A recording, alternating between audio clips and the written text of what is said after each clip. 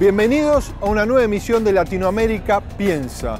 Estamos en el primer Foro Mundial de Pensamiento Crítico. Hoy vamos a conversar con Ignacio Ramonet, director de Le Monde Diplomatique. Ramonet, periodista e intelectual, ha recorrido los distintos países de América Latina entrevistándose con sus distintas figuras del campo popular y de la izquierda.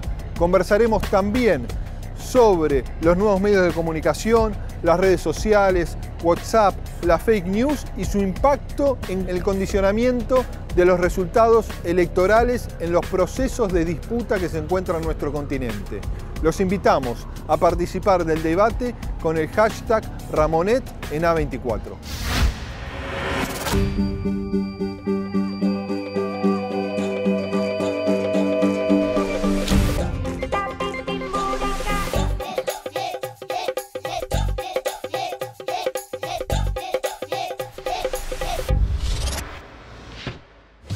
Colega, amigo, fundador de Le Monde Diplomatique de Francia, en español, Ignacio Ramonet. Las ciencias sociales sirven esencialmente para desenmascarar las relaciones de fuerza que hay en las sociedades. Por eso, cuando llegan gobiernos muy conservadores, extremistas, prohíben las ciencias sociales. Por ejemplo, en el Chile de Pinochet se prohibió la enseñanza de las ciencias sociales, por ser estas reveladoras de estas desigualdades y también incitadoras, por consiguiente, a las bases sociales a protestar contra los desequilibrios que existen en la sociedad. Un amigo mío, geógrafo, me decía: la geografía es una ciencia que sirve para hacer la guerra. Un amigo mío, historiador, decía: la historia es una ciencia que sirve para hacer las fuerzas armadas, los militares, los soldados. Y yo digo, las ciencias sociales son una ciencia que sirve para hacer la revolución. Muchas gracias. Ignacio, un gusto poder charlar contigo. Gusto para mí, en Nicolás. este primer Foro Mundial de Pensamiento Crítico. Ver cómo desde Europa, ¿no? Más allá que vos casi sos un latinoamericano más, ¿no? El casi es importante. El casi es importante. ¿Cómo estás viendo estos procesos, ¿no? De, por un lado, lo que han sido 15 años de fuerte avance a partir de gobiernos populares, de gobiernos progresistas, de izquierda, y ahora con la enorme preocupación que vemos, no solo el nuevo avance del neoliberalismo, sino también esta expresión neofascista que está a punto de asumir la presidencia en Brasil con Jair Bolsonaro? ¿Te sorprendió a vos la victoria de Bolsonaro en Brasil? Evidentemente, creo que sería mentir si se afirmase algo diferente. Basta con recordar que cuando vimos por última vez, en todo caso personalmente, a Lula conversando con él, que fue en ocasión del Foro Social Mundial en Salvador de Bahía. Y ahí nos vimos y conversamos también. Ahí nos vimos y conversamos con Lula. Parecía impensable en aquel momento. Bolsonaro tenía 3-4%, era un candidato marginal. Durante el periodo, este año y medio que va desde el momento del derrocamiento de Dilma hasta las elecciones, esas mismas fuerzas conservadoras demuestran su incapacidad, demuestran su propia corrupción y por consiguiente ofrecen en una bandeja al electorado brasileño la candidatura de Bolsonaro, porque la gente evidentemente dice, como estamos viéndolo en otros países, el PT quizá no, por la campaña que se hace contra él, quizá no tenga las cualidades que tiene y ya tuvo su oportunidad.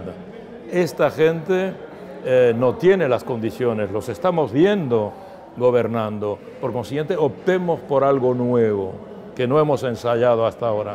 Y esa es la suerte de Bolsonaro. Y un punto interesante para conversar contigo es que Bolsonaro no tuvo el apoyo de los grandes medios brasileños, ¿no? En ese sentido también, como Donald Trump, es un outsider y tuvo una política muy vinculado al uso de las redes sociales, ¿no? En el caso de Brasil, con un foco puesto en Facebook, pero principalmente en WhatsApp. Y todo lo relacionado también a las fake news, ¿no? ¿Cómo analizás vos ese proceso, la enorme injerencia del uso de estas redes, inclusive en manipular la verdad y que eso termine impactando en el propio proceso electoral. Bueno, ahora es una norma, como dijiste, Trump es el primer candidato que es elegido contra la opinión de los hacedores de opinión. Demostró que finalmente no necesitaba ningún gran canal de televisión, no necesitaba la gran prensa, al contrario, hizo campaña calificando a los grandes medios de enemigos del pueblo. Sí, recuerdo en Bahía que vos decías, no dabas el ejemplo que Donald Trump despedía a su secretario de Estado vía Twitter y el secretario de Estado, Fox News, CNN, todos se enteraban al mismo momento, ¿no? Esa comunicación directa, disruptiva en términos comunicacionales, tiene un impacto enorme. En Estados Unidos hay 4 canales importantes de televisión, ABC, CBS, NBC y Fox. Bueno, ¿cuál es la audiencia acumulada de los 4 grandes canales de televisión a la hora del telediario? ¿Verdad? Estados Unidos, un país de más de 250 millones de habitantes, tiene 29 millones de espectadores que están viendo uno de los telediarios. Un poco más del 10% de la población. Pero imaginemos que Trump pudiese hacer algo que nadie ha podido hacer, salir simultáneamente en los 4 telediarios a las 7 de la tarde en Estados Unidos el mismo día. Tendría 29 millones de telespectadores. ¿Cuántos millones de seguidores tiene él en Twitter? 55 millones.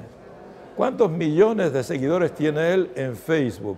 34 millones. O sea que, ¿para qué Trump va a ir a la televisión o va a esforzarse en hablarle a un diario de prensa escrita, New York Times, Washington Post, aún más, porque no tienen esa audiencia? Él directamente le habla a más de 50 millones de habitantes.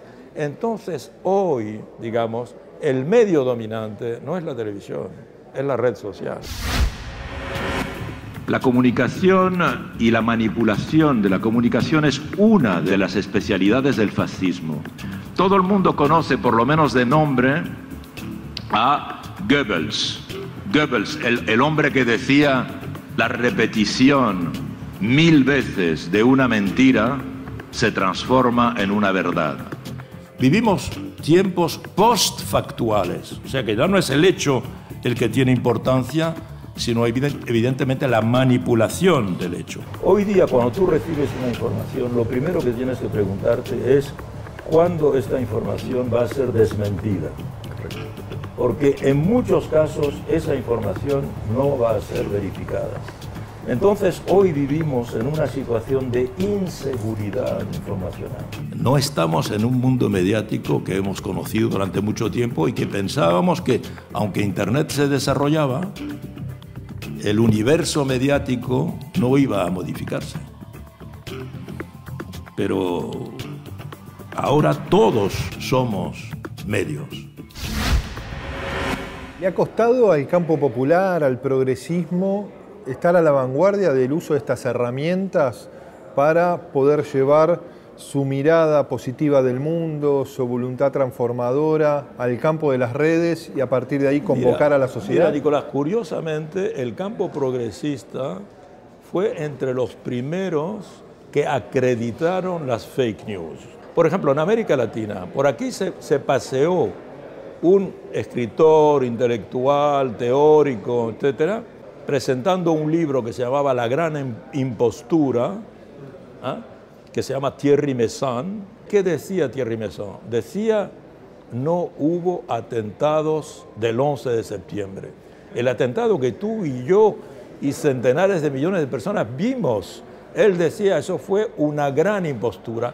Y toda la izquierda latinoamericana lo apoyó por antiimperialismo elemental. Y eso se difundió por todas partes. Meyssan apareció. Eso es lo que se llama fake news. Podríamos decir hasta que es la fake news original, inaugural, ¿verdad? Fundadora. Y eso la acreditó la izquierda. Cuando Trump observa eso, no Trump, pero los consejeros de Trump, observan que en definitiva la gente no cree lo que ve. La gente cree lo que quiere creer.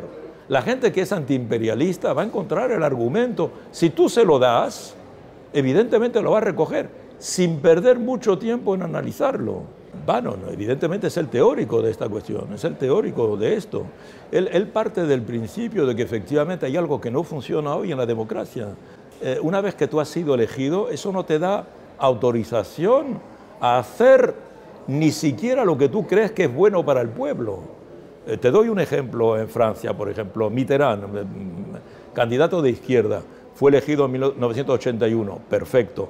Una vez elegido, él tomó una decisión que va en el sentido de lo que queremos nosotros, progresistas, humanistas. ¿Qué es lo que queremos? Queremos que no haya pena de muerte, porque pensamos que la pena de muerte no corrige, digamos, la tasa de delincuencia que hay en la sociedad y al contrario hace que la propia sociedad se comporta con violencia. Ok, pero la sociedad no está convencida de ello. Entonces él impuso la supresión de pena de muerte sin consultar con la sociedad. Hoy día la gente precisamente dice, ¿en nombre de qué se toman esas decisiones? En nombre de principios por los que no hemos votado. Si tú no le explicas, si tú no asocias a la gente, ¿en nombre de qué arrogancia intelectual tú dices que tenemos la verdad nosotros? No, ¿entiendes? pero a veces no es que la verdad, uno también, cuando está al frente de ciertos gobiernos, ¿no?, intenta que la sociedad acompañe, como ha pasado en Argentina, por ejemplo, con el matrimonio igualitario.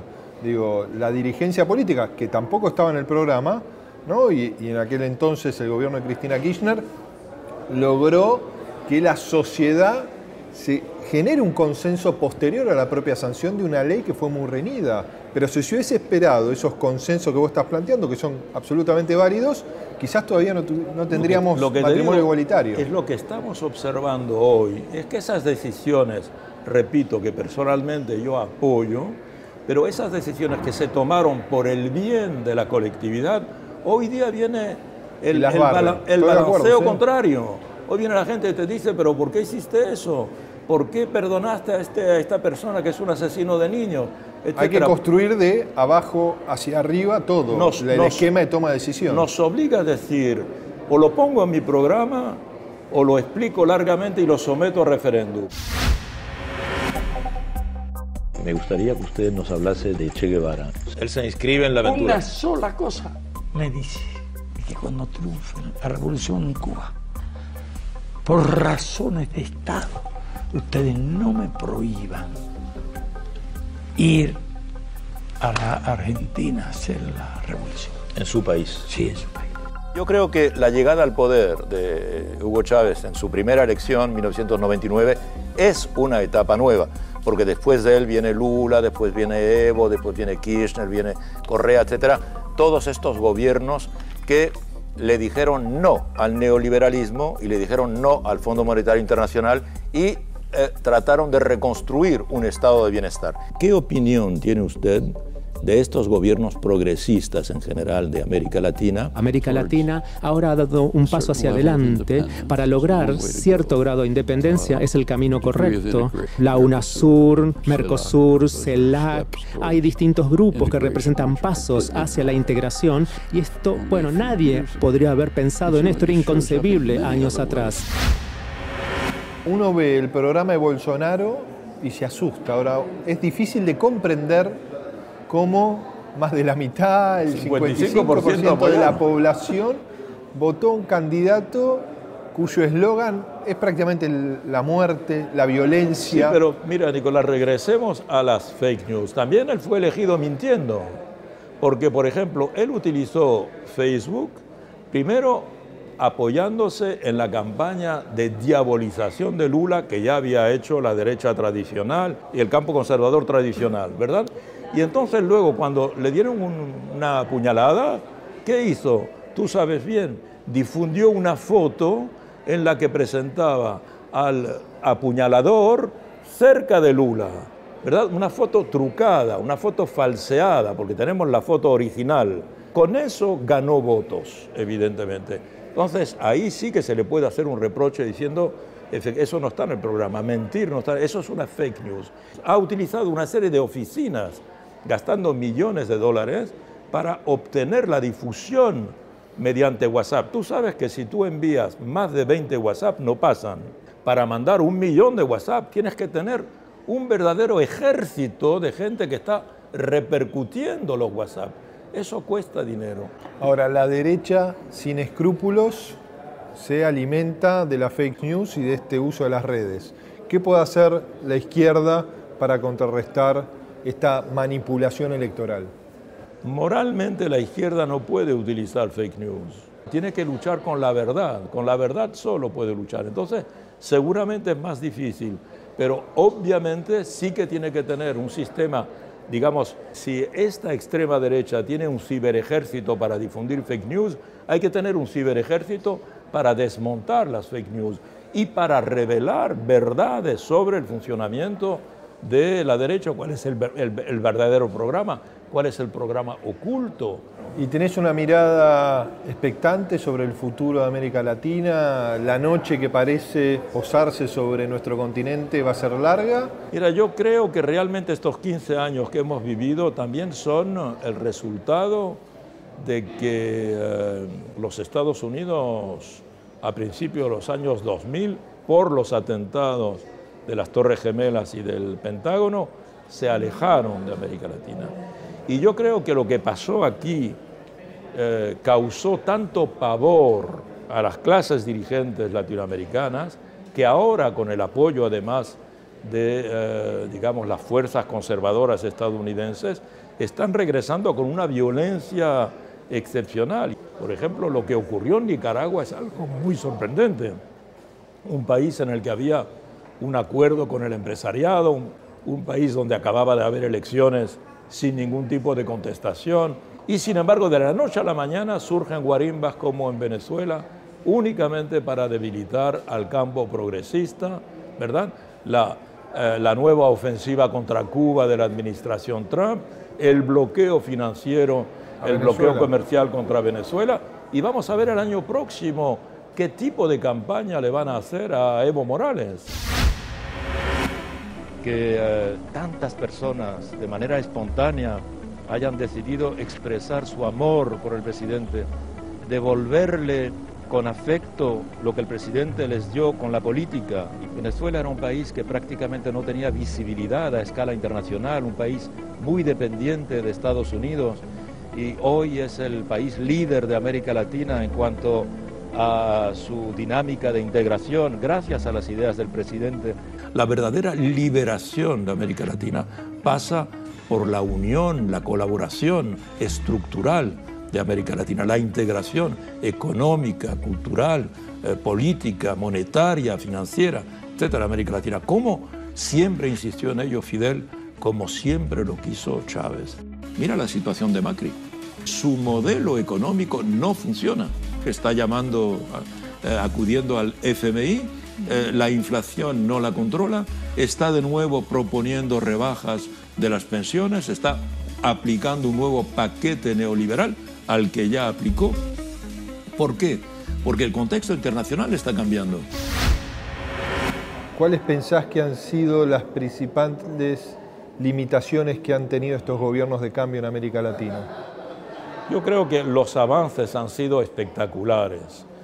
Nunca América Latina avanzó tanto políticamente, en términos de democracia en particular, en términos de reconocimiento de derechos humanos, en términos de progreso económico, en términos de progreso educacional. La cuestión es por qué esto se terminó, ¿verdad? Yo creo que aún es pronto, pero conviene estudiarlo, porque en algunos países las fuerzas conservadoras derrocaron, ya sea mediante la violencia, como lo vimos en cierta medida en algunos países, en Honduras, contra Zelaya, pero generalmente con golpes institucionales, pero en otros países únicamente por las urnas, como ocurrió en Argentina, como acaba de ocurrir en Brasil. O sea, los electores que tenían que haber sido, demostrar el agradecimiento hacia los gobiernos que les habían dado tanto, no fueron agradecidos. Entonces, esa es la pregunta central. Pero ahí no está la semilla también del extremado individualismo en nuestras sociedades, ¿no? Ese gen del capitalismo que piensa que el desarrollo se vincula exclusivamente al esfuerzo, ¿no? Que el Estado no me dio nada, que la política no me dio nada, que mi progreso es mérito mío. Pero es parte del discurso de la izquierda. Si la izquierda dice, te estoy devolviendo lo que es tuyo, esta es la riqueza del país, el país somos todos, a esta parte de la riqueza es tuya, te la devuelvo. No tengo que agradecerte nada, me estás dando lo que es mío, ¿por qué te lo voy a agradecer? ¿Y cuál debería ser el paradigma convocante que logre el campo popular, ¿no? Para enfrentar a este individualismo extremo? Yo creo que hay que politizar más, no hay que únicamente querer convertir a los electores de la izquierda en meros consumidores de bienes materiales. Evidentemente hay que hacerlo porque hay una aspiración. También hay que adaptar el discurso. Si yo tengo un discurso para los pobres, para los proletarios, para los que no tienen nada, y les doy educación, les doy una casa, les doy empleo, les doy la posibilidad de que adquieran un auto, que vayan de vacaciones, ya no es un proletario. No puedo seguir hablándole a los proletarios porque no le hablo a él. Sí, la agenda de la justicia social ya no se siente representado. Tengo que tener un discurso para las pequeñas clases medias que yo mismo he creado. El PT sacó 40 millones de personas de la pobreza. ¿Por qué votaron a Bolsonaro? La izquierda no puede querer repetir lo que hizo en el año 2003, 2004, porque 2005. El mundo es otro. El mundo es otro. Jorge Luis Borges decía que, como lo decía ya Heraclito, nadie se baña nunca en las aguas del mismo río, porque cuando te vuelves a bañar ya las aguas son otras. Pero decía Borges, y el nadador es otro, ya cambió. Entre la primera vez que se bañó y la segunda ya no es el mismo. Ignacio, para terminar, nosotros en esta época de las redes sociales intentamos hacer algunas breves preguntas con respuestas breves. ¿De qué país latinoamericano vos te sentís ciudadano? Probablemente de Cuba, probablemente de Argentina, probablemente de Venezuela, de Ecuador, de México. Todo lo que ha sido la constitución del Estado plurinacional de Bolivia, ¿es para vos quizás el proceso de transformación más extraordinario que ha vivido América Latina en este siglo XXI? Probablemente lo más original que se ha realizado, que quizá pueda servir de inspiración a otros países. Evo y su equipo han demostrado ser unos gobernantes de una extraordinaria eficacia, han transformado el país, lo han hecho progresar años luz, con mucha seriedad, con una gran eficacia y por consiguiente son modélicos. Apesar das nossas diferenças, nós hoje estamos convencidos que não existe saída individual para nenhum país. No invalidamos, no descalificamos, no nos queremos dueños de ninguna verdad, pero también es justo que nos respeten. Es lo que estamos pensando nosotros. Es lo que pensamos. Y somos naciones también. Venezuela no renunciará jamás a ser un país soberano, libre y justo. Cuéstenos lo que nos cueste.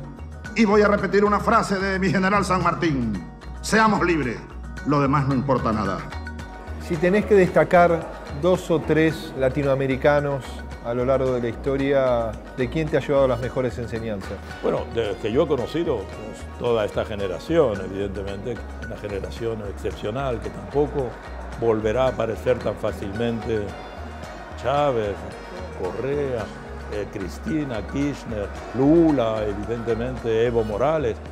Esta generación tan excepcional, tan unida además, con proyectos como el ALBA, el UNASUR, el Banco del Sur, Petrosur, todo esto que transgredió fronteras en la proyección que América Latina será libre cuando esté unida realmente de una manera o de otra.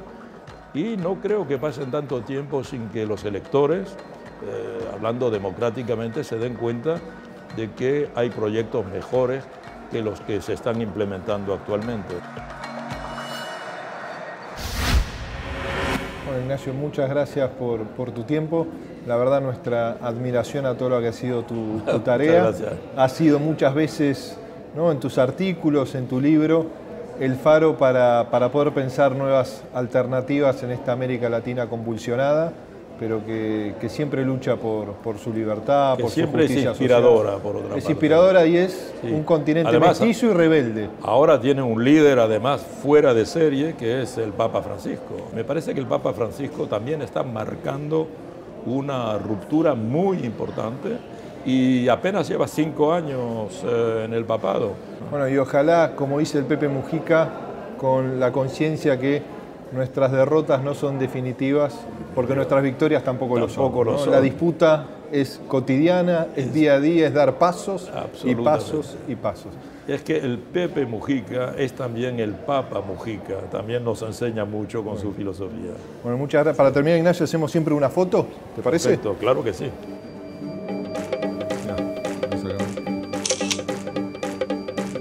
Bueno, listo. Muchas gracias. Gracias, Nicolás. Gracias, Ignacio.